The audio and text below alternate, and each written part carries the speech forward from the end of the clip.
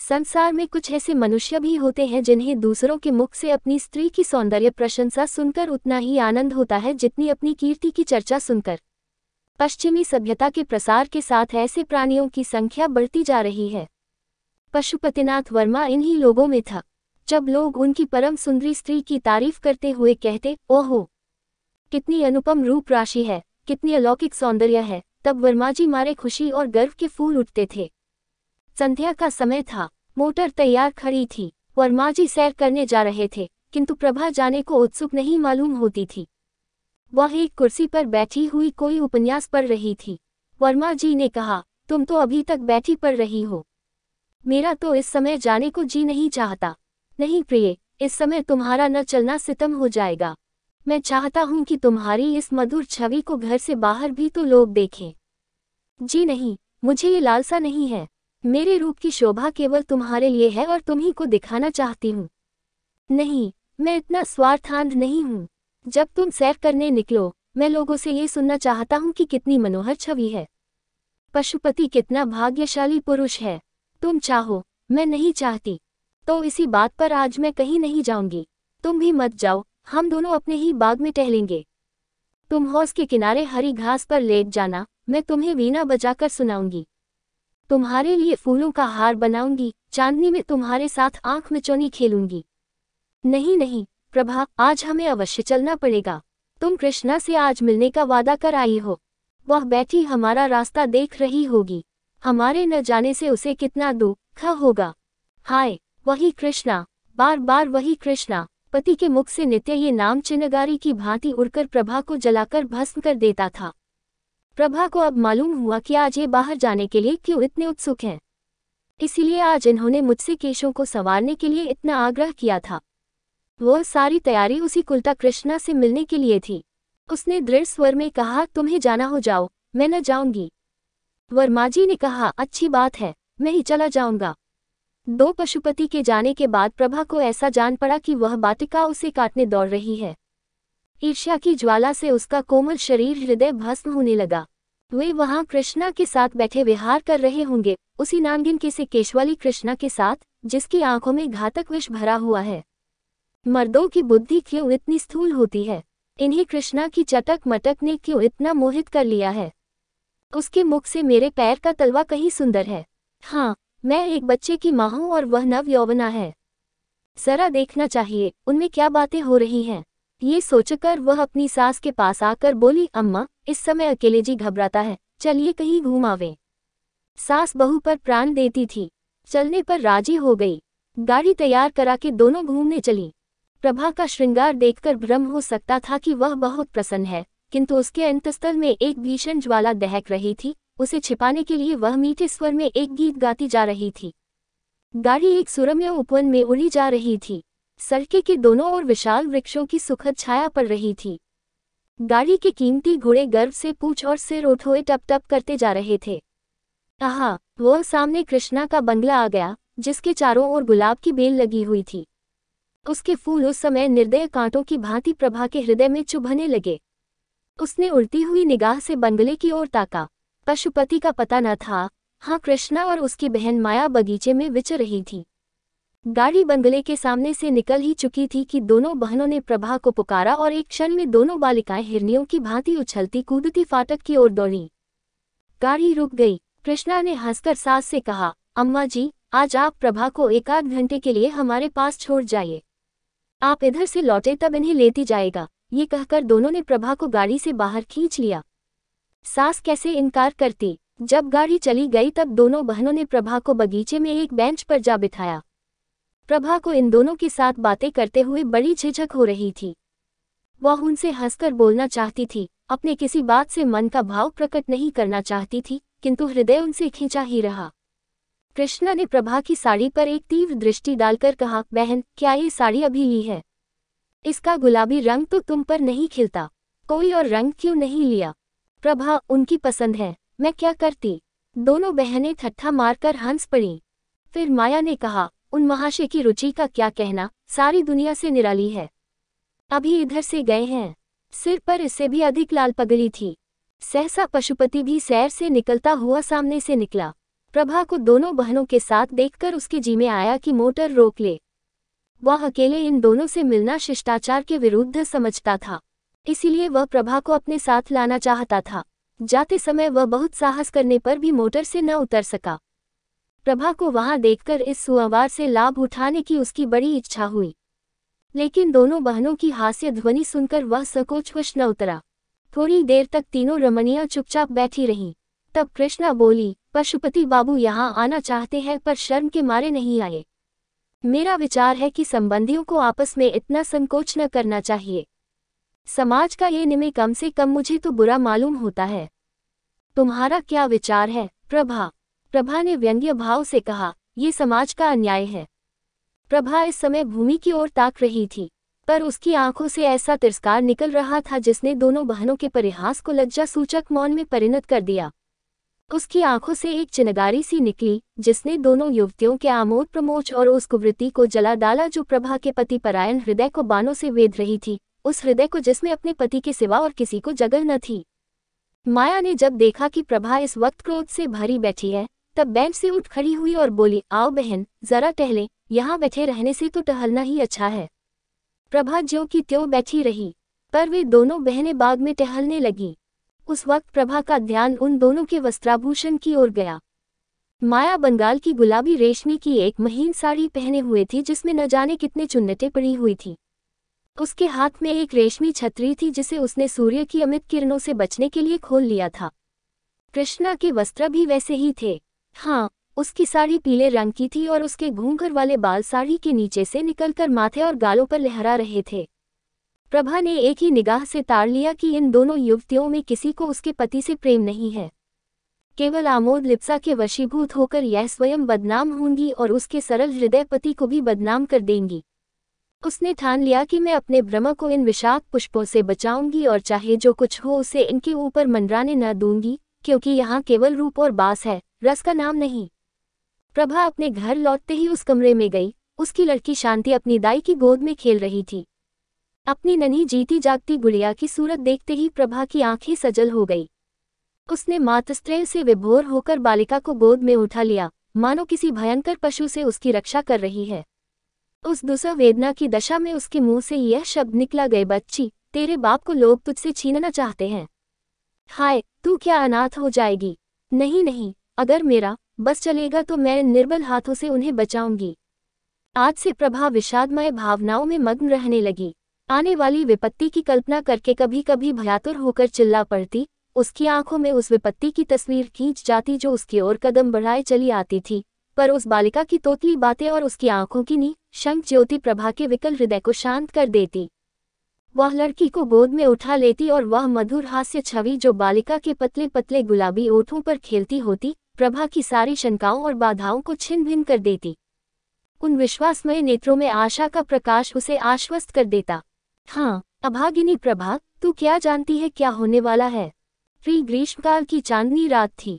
सप्तमी का चांद प्रकृति पर अपना मंद शीतल प्रकाश डाल रहा था। पशुपति मौलसरी की एक डाली हाथ से पकड़े और तने से चिपटा हुआ माया के कमरे की ओर टकटकी लगाए ताक रहा था। कमरे का द्वार खुला हुआ था और शांत निशा में रेशमी साड़ियों की सरसराहट के साथ दो रमणियों की मधुर हास्य ध्वनि मिलकर पशुपति के कानों तक पहुँचते पहुँचते आकाश में विलीन हो जाती थी। एकाएक दोनों बहनें कमरे से निकली और उसी ओर चली जहाँ पशुपति खड़ा था। जब दोनों उस वृक्ष के पास पहुंची तब पशुपति की परछाई देखकर कृष्णा चौंक पड़ी और बोली, है बहन, यह क्या है? पशुपति वृक्ष के नीचे से आकर सामने खड़ा हो गया। कृष्णा उन्हें पहचान गई और कठोर स्वर में बोली, आप यहाँ क्या करते हैं? बतलाइए, यहाँ आपका क्या काम है? बोलिए जल्दी। पशुपति की सिट्टप पिट्टी गुम हो गई। इस अवसर के लिए उसने जो प्रेम वाक्य रटे थे वे सब विस्मृत हो गए। सशंक होकर बोला, कुछ नहीं प्रिय, आज संध्या समय जब मैं आपके मकान के सामने से आ रहा था तब मैंने आपको अपनी बहन से कहते सुना कि आज रात को आप इस वृक्ष के नीचे बैठकर चांदनी का आनंद उठाएंगी। मैं भी आपसे कुछ कहने के लिए, आपके चरणों पर अपना समर्पित करने के लिए। ये सुनते ही कृष्णा की आंखों से चंचल ज्वाला सी निकली और उसके ओठों पर व्यंग्यपूर्ण हास्य की झलक दिखाई दी। बोली, महाशय, आप तो आज एक विचित्र अभिनय करने लगे। कृपा करके पैरों पर से उठिए और जो कुछ कहना चाहते हो जल्द कह डालिए और जितने आंसू गिराने हो 1 सेकंड में गिरा दीजिए। मैं रुक रुक कर और घिघिया घिघिया कर बातें करने वालों को पसंद नहीं करती। हाँ, और जरा बातें और रोना साथ साथ न हो। कहिए क्या कहना चाहते हैं? ... आप न कहेंगे। लीजिए, समय बीत गया, मैं जाती हूँ। कृष्णा वहां से चल दी। माया भी उसके साथ ही चली गई। पशुपति एक क्षण तक वहां खड़ा रहा, फिर वह भी उनके पीछे पीछे चला। मानो वह सुई है जो चुंबक के आकर्षण से आप ही आप खींचा चला जाता है। सहसा कृष्णा रुक गई और बोली, सुनिए पशुपति बाबू, आज संध्या समय प्रभा की बातों से मालूम हो गया कि उन्हें आपका और मेरा मिलना जुलना बिल्कुल नहीं भाता। ... पशुपति, प्रभा की तो आप चर्चा ही छोड़ दीजिए। कृष्णा, क्यों छोड़ दूं?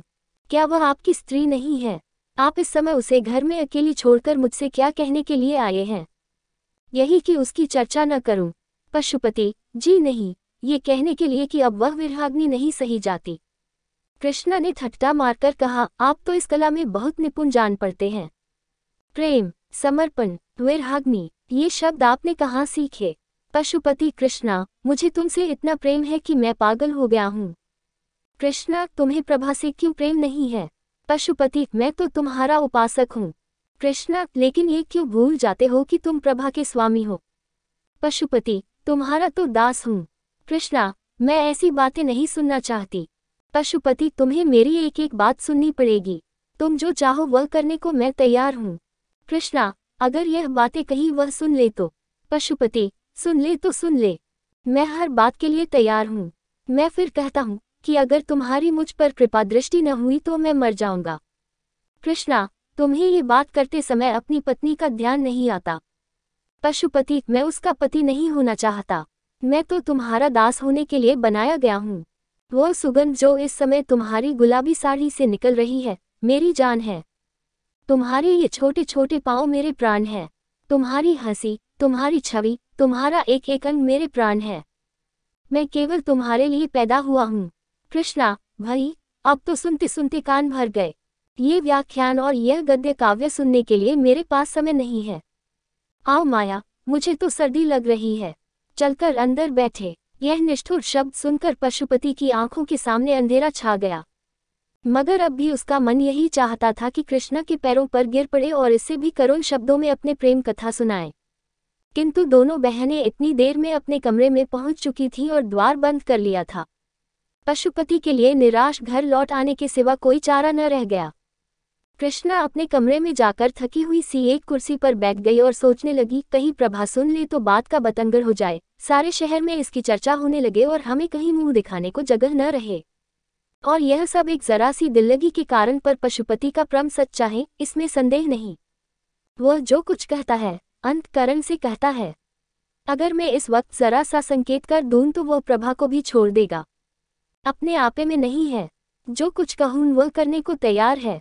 लेकिन नहीं, प्रभा डरो मत, मैं तुम्हारा सर्वनाश न करूंगी। तुम मुझसे बहुत नीचे हो, यह मेरे अनुपम सौंदर्य के लिए गौरव की बात नहीं कि तुम जैसी रूप विहीना से बाजी मार ले जाऊं। अभागे पशुपति, तुम्हारे भाग्य में जो कुछ लिखा था वह हो चुका। तुम्हारे ऊपर मुझे दया आती है, पर क्या किया जाए। एक खत पहले हाथ पर चुका था, ये दूसरा पत्र था जो प्रभा को पतिदेव की कोट की जेब में मिला। कैसा पत्र था, इसे पढ़ते ही प्रभा की देह में एक ज्वाला सी उठने लगी। तो यूं कहिए कि ये अब कृष्णा के दो चुके, अब इसमें कोई संदेह नहीं रहा। अब मेरे जीने को धिक्कार है, जब जीवन में कोई सुख ही नहीं रहा तो क्यों न इस बोझ को उतार कर फेंक दूं। वही पशुपति जिसे कविता से लेशमात्र भी रुचि न थी, अब कवि हो गया था और कृष्णा को छंदों में पत्र लिखता था। प्रभा ने अपने स्वामी को उधर से हटाने के लिए वह सब कुछ किया जो उससे हो सकता था, पर प्रेम का प्रवाह उसके रोके न रुका और आज उस प्रवाह तक के उसके जीवन की नौक निराधार वही चली जा रही है। इसमें संदेह नहीं कि प्रभा को अपने पति से सच्चा प्रेम था, लेकिन आत्मसमर्पण की तुष्टि आत्मसमर्पण से ही होती है। वह उपेक्षा और निष्ठुरता को सहन नहीं कर सकता। प्रभा के मन के विद्रोह का भाव जागृत होने लगा। उसके आत्माभिमान जाता रहा। उसके मन में न जाने कितने भीषण संकल्प होते, किंतु अपनी असमर्थता और दीनता पर आप ही आप रोने लगती। आह, उसका सर्वस्व उससे छीन लिया गया और अब संसार में उसका कोई मित्र नहीं, कोई साथी नहीं। पशुपति आजकल नित्य बनाव सवार में मग्न रहता, नित्य नए नए सूट बदलता। उसे आईने के सामने अपने बालों को संवारते देखकर प्रभा की आंखों से आंसू बहने लगते। सारी तैयारी उसी दुष्ट के लिए हो रही है। ये चिंता जहरीले सांपम की भांति उसे डस लेती थी। वह अब अपने पति को प्रत्येक बात, प्रत्येक गति को सूक्ष्म दृष्टि से देखती। कितनी ही बातें जिन पर वह पहले ध्यान भी न देती थी, अब रहस्य से भरी हुई जान पड़ती। वह रात का न सोती, कभी पशुपति की जेब टटोलती, कभी उसकी मेज पर रखे हुए पत्रों को पढ़ती। इसी टोह में वह रात दिन पड़ी रहती। वह सोचने लगी, मैं क्या प्रेम वंचिता बनी बैठी रहूं? क्या मैं प्राणेश्वरी नहीं बन सकती? क्या इसे परित्यक्ता बनकर ही काटना होगा? आह निर्दयी, तूने मुझे धोखा दिया, मुझसे आंखें फेर ली, पर सबसे बड़ा अनर्थ ये किया कि मुझे जीवन का कलुषित मार्ग दिखा दिया। मैं भी विश्वासघात करके तुझे धोखा देकर क्या कलुषित प्रेम का आनंद नहीं उठा सकती? अश्रुधारा से सींचन कर ही सही, पर क्या अपने लिए कोई वाटिका नहीं लगा सकती? वह सामने के मकान में घुघनराले बालों वाला युवक रहता है और जब मौका पाता है मेरी ओर सचेष्ट नेत्रों से देखता। क्या केवल एक प्रेम कटाक्ष से मैं उसके हृदय पर अधिकार नहीं प्राप्त कर सकती? अगर मैं इस भांति निष्ठुरता का बदला लूं तो क्या अनुचित होगा? आखिर मैंने अपना जीवन अपने पति को किस लिए सौंपा था? इसीलिए तो कि सुख से जीवन व्यतीत करूं, चाहूं और चाही जाऊं और इस प्रेम साम्राज्य की अधीश्वर बनी रहूं। मगर हाँ, वे सारी अभिलाषाएं धूल में मिल गई। अब मेरे लिए क्या रह गया है? आज यदि मैं मर जाऊं तो कौन रोएगा? नहीं, घी के चिराग जलाए जाएंगे। कृष्णा हंसकर कहेगी, अब बस हम हैं और तुम, हमारे बीच में कोई बाधा, कोई कंटक नहीं है। आखिर प्रभा इन कलुषित भावनाओं के प्रवाह में बह चली।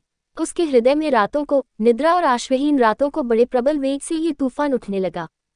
प्रेम तो अब किसी अन्य पुरुष के साथ कर सकती थी, ये व्यापार तो जीवन में केवल एक ही बार होता है। लेकिन वह प्राणेश्वरी अवश्य बन सकती थी और उसके लिए एक मधुर मुस्कान, एक बाकी निगाह काफी थी। और जब वह किसी की प्रेमिका हो जाएगी तो ये विचार कि मैंने पति से उसकी बेवफाई का बदला ले लिया कितना आनंदप्रद होगा। तब वह उसके मुख की ओर कितने गर्व, कितने संतोष, कितने उल्लास से देखेगी। संध्या का समय था, पशुपति सैर करने गया था। प्रभा कोठे पर चढ़ गई और सामने वाले मकान की ओर देखा। घुंघराले बोलों वाला युवक उसके कोठे की ओर ताक रहा था। प्रभा ने आज पहली बार उस युवक की ओर मुस्कुरा कर देखा। युवक भी मुस्कुराया और अपनी गर्दन झुकाकर मानो ये संकेत किया कि आपकी प्रेम दृष्टि का भिखारी हूँ। प्रभा ने गर्व से भरी हुई दृष्टि इधर उधर दौड़ाए, मानो वह पशुपति से कहना चाहती थी, तुम उस उल्टा कैपेरो पढ़ते हो और समझते हो कि मेरे हृदय को चोट नहीं लगती। लो तुम भी देखो और अपने हृदय पर चोट न लगने दो। तुम उसे प्यार करो, मैं भी इसे हंसू बोलूं। क्यों, यह अच्छा नहीं लगता? इस दृश्य को शांत चित्त से नहीं देख सकते? क्यों रक्त खौलने लगता है? मैं वही तो कह रही हूँ जो तुम कर रहे हो। आह, यदि पशुपति को ज्ञात हो जाता कि मेरी निष्ठुरता ने इस सती के हृदय की कितनी कायापलट कर दी है तो क्या उसे अपने कृत्य पर पश्चाताप न होता? क्या वह अपने किए पर लज्जित न होता? प्रभा ने उस युवक से इशारे में कहा, आज हम और तुम पूर्व वाले मैदान में मिलेंगे और कोठी के नीचे उतर आई। प्रभा के हृदय में इस समय एक वही उत्सुकता थी जिसमें प्रतिकार का आनंद मिश्रित था। वह अपने कमरे में जाकर अपने चुने हुए आभूषण पहनने लगी। एक क्षण में वह एक फालसे रंग की रेशमी साड़ी पहने कमरे से निकली और बाहर जाना ही चाहती थी कि शांता ने पुकारा, अम्मा जी, आप कहाँ जा रहा है? मैं भी आपके साथ चलूंगी। प्रभा ने झट बालिका को गोद में उठा लिया और उसे छाती से लगाते ही उसके विचारों ने पलटा खाया। उन बाल नेत्रों में उसके प्रति कितना असीम विश्वास, कितना सरल स्नेह, कितना पवित्र प्रेम झलक रहा था। उसे उस समय माता का कर्तव्य याद आया। क्या उसकी प्रेमाकांक्षा उसके वात्सल्य भाव को कुचल देगी? क्या वह प्रतिकार की प्रबल इच्छा पर अपने मातृ कर्तव्य को बलिदान कर देगी? क्या वह अपने क्षणिक सुख के लिए उस बालिका का भविष्य, उसका जीवन धूल में मिला देगी? प्रभा की आंखों से आंसू की 2 बूंदों गिर पड़ी। उसने कहा, नहीं, कदापि नहीं, मैं अपनी प्यारी बच्ची के लिए सब कुछ सह सकती हूँ। 1 महीना गुजर गया। प्रभा अपनी चिंताओं को भूल जाने की चेष्टा करती रहती थी, पर पशुपति नित्य किसी न किसी बहने से की चर्चा किया करता। कभी कभी हंसकर कहता, प्रभा, अगर तुम्हारी अनुमति हो तो मैं कृष्णा से विवाह कर लूं। प्रभा इसके जवाब में रोने के सिवा और क्या कर सकती थी। आखिर एक दिन पशुपति ने उसे विनयपूर्ण शब्दों में कहा कहूं प्रभा, उस रमणी की छवि मेरी आंखों से नहीं उतरती। उसने मुझे कहीं का नहीं रखा। ये कहकर उसने कई बार अपना माथा ठोका। प्रभा का हृदय करुणा से द्रवित हो गया। उसकी दशा उस रोगी की सी थी जो ये जानता हो कि मौत उसके सिर पर खेल रही है, फिर भी उसकी जीवन लालसा दिन दिन बती जाती हो। प्रभा इन सारी बातों पर भी अपने पति से प्रेम करती थी और स्त्री सुलभ स्वभाव के अनुसार कोई बहाना खोजती थी कि उसके अपराधों को भूल जाए और उसे क्षमा कर दे।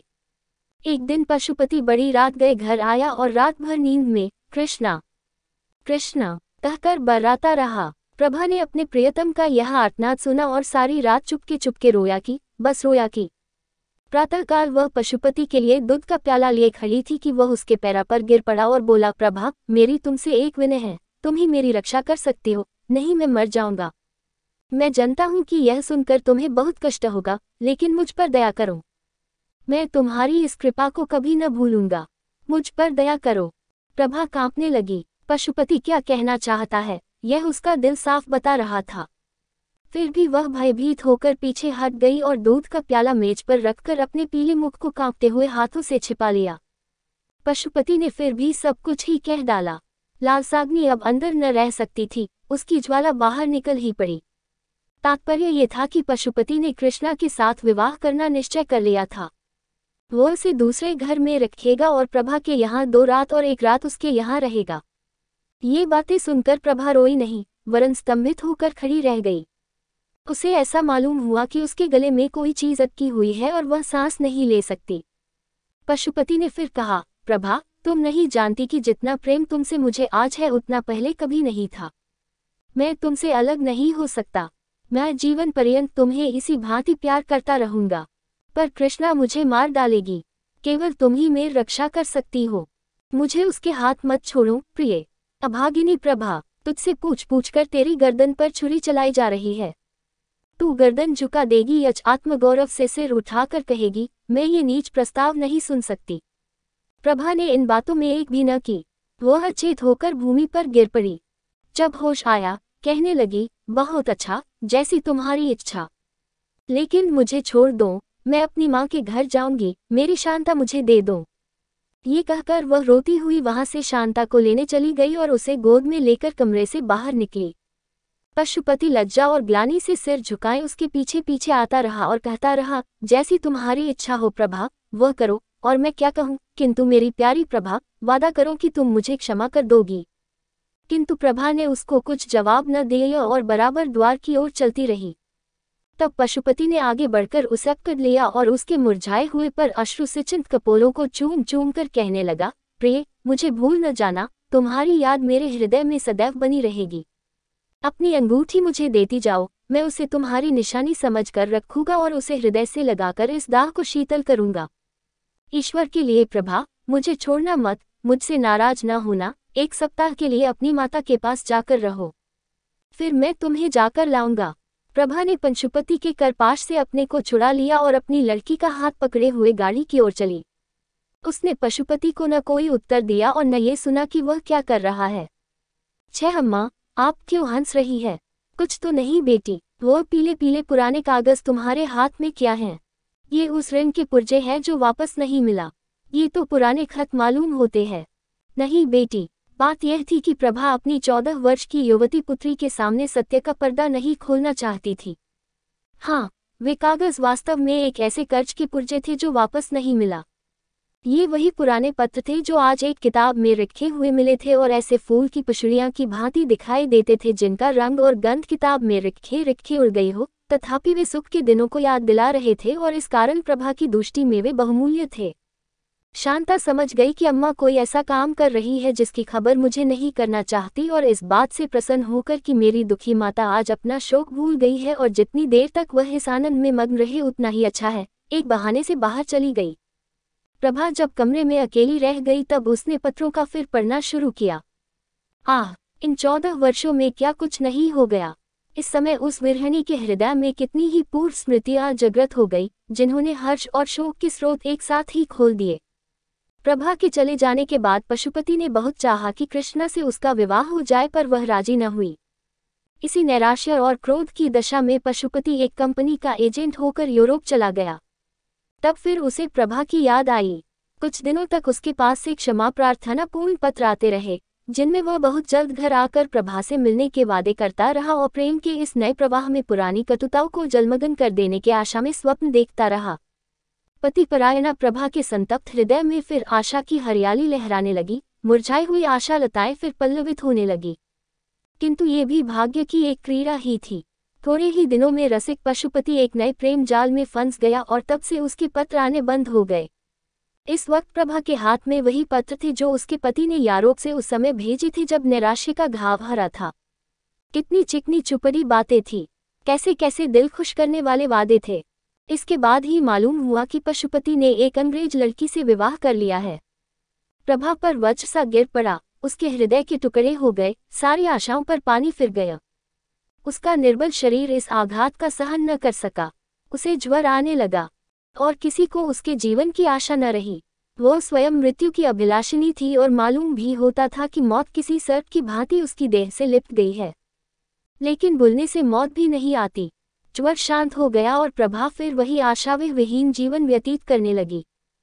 एक दिन प्रभा ने सुना कि पशुपति यूरोप से लौट आया है और वह यूरोपीय स्त्री उसके साथ नहीं है, बल्कि उसके लौटने का कारण वही स्त्री हुई है। वह औरत 12 साल तक उसकी सहयोगिनी रही, पर एक दिन एक अंग्रेज युवक के साथ भाग गई। इस भीषण और अत्यंत कठोर आघात ने पशुपति की कमर तोड़ दी। वह नौकरी छोड़कर घर चला आया। अब उसकी सूरत इतनी बदल गई थी, उसके मित्र लोग उससे बाजार में मिलते तो उसे पहचान न सकते थे। मालूम होता था कोई बूढ़ा कमर झुकाए चला जाता है। उसके बाल तक सफ़ेद हो गए। घर आकर पशुपति ने एक दिन शांता को बुला भेजा। इस तरह शांता उसके घर आने जाने लगी। वह अपने पिता की दशा देखकर मन ही मन कुढ़ती थी। इसी बीच में शांता के विवाह के संदेश आने लगे, लेकिन प्रभा को अपने वैवाहिक जीवन में जो अनुभव हुआ था वह उसे इन संदेशों को लौटने पर मजबूर करता था। वह सोचती, कहीं इस लड़की की भी वही गति न हो जो मेरी हुई है। उसे ऐसा मालूम होता था कि यदि शांत का विवाह हो गया तो इस अंतिम अवस्था में भी मुझे चैन न मिलेगा और मरने के बाद भी मैं पुत्री का शोक लेकर जाऊंगी। लेकिन अंत में एक ऐसे अच्छे घराने से संदेश आया कि प्रभा उसे ना ही न कर सकी। घर बहुत ही संपन्न था, वर भी बहुत ही सुयोग्य। प्रभा को स्वीकार ही करना पड़ेगा, लेकिन पिता की अनुमति भी आवश्यक थी। प्रभा ने इस विषय में पशुपति को एक पत्र लिखा और शांता के ही हाथ भेज दिया। जब शांता पत्र लेकर चली गई तब प्रभा भोजन बनाने चली गई। भांति भांति की अमंगल कल्पनाएं उसके मन में आने लगी और चूल्हे से निकलते धुएं में उसे एक चित्र सा दिखाई दिया कि शांता के पतले पतले होंठ सूखे हुए हैं और वह कांप रही है, और जिस तरह प्रभा पतिगृह से आकर माता की गोद में गिर गई थी उसी तरह शांता भी आकर माता की गोद में गिर पड़ी है। एक पशुपति ने प्रभा का पत्र पढ़ा तो उसे चुप सी लग गई। उसने अपना सिगरेट जलाया और जोर जोर कश खींचने लगा। फिर वह उठ खड़ा हुआ और कमरे में टहलने लगा। कभी मूंछों को दांतों से काटता कि खिचड़ी दाढ़ी को नीचे की ओर खींचता। सहसा वह शांता के पास आकर खड़ा हो गया और कांपते हुए स्वर में बोला, बेटी, जिस घर को तेरी माँ स्वीकार करती हो उसे मैं कैसे नहीं कर सकता हूँ। उन्होंने बहुत सोच समझकर हामी भरी होगी। ईश्वर करे तुम सदा सौभाग्यवती रहो। मुझे दुख है तो इतना ही कि जब तू अपने घर चली जाएगी तब तेरी माता अकेली रह जाएगी। कोई उसके आंसू पोंछने वाला न रहेगा। कोई ऐसा उपाय सोच कि तेरी माता का क्लेश दूर हो और मैं भी इस तरह मारा मारा न फिरूं। ऐसा उपाय तू ही निकाल सकती है। संभव है लज्जा और संकोच के कारण मैं अपने हृदय की बात तुझसे कभी न कह सकता, लेकिन अब तू जा रही है और मुझे संकोच का त्याग करने के सिवा कोई उपाय नहीं है। तेरी माँ तुझे प्यार करती है और तेरा अनुरोध कभी न टालेगी। मेरी दशा जो तू अपनी आंखों से देख रही है यही उनसे कह देना। जा, तेरा सौभाग्य अमर हो। शांता रोती हुई पिता की छाती से लिपट गई और यह समय से पहले बूढ़ा हो जाने वाला मनुष्य अपनी दुर्वासनाओं का दंड भोगने के बाद पश्चाताप और ग्लानि के आंसू बहा बहाकर शांता का केशराशि को भिगोने लगा।